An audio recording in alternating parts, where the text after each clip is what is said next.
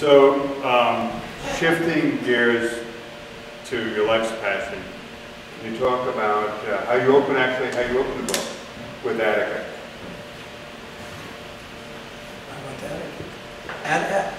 What happened? Attica was a prison riot in 1971, probably the most violent in the history of New York penology.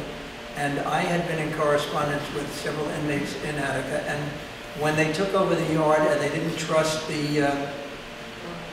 they were negotiating, they didn't trust the system for some obvious reasons. And they asked for outside observers to come in to stand by while they were negotiating.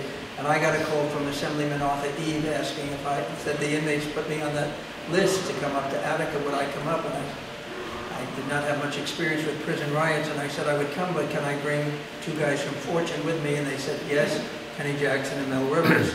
And we flew up to Buffalo. State troopers picked us up. Kenny said it was the first time he was in a police car without handcuffs. And they rushed us into the yard. We got there at sundown, and we spent the night in the yard while the negotiations were going on. We were all called upon to speak. Herbert Blyden, an inmate, was, I used to call him the MC of the riot. When Herbert got out of prison a few years later. And we all were called upon to speak.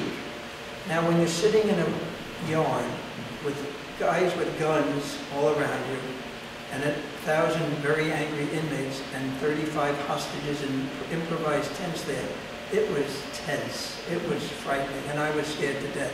And then suddenly, Herbert says, "You're next." What do you say? I have no idea what I said. I do know that when I was introduced, Herbert said, the next speaker, gentlemen, is the founder and director of the Fortune Society and the producer of the Off-Broadway prison drama, Fortune in Men's Eyes. So when Herbert got out of prison years later, we were at some event, I said, Herbert, I want you to know I'm the only person in the history of penology introduced at a riot with their theater credentials. And he said, well, we tried to stay informed. And I said, you missed a lot of my shows. And he said, we'll try better, we'll try the next time.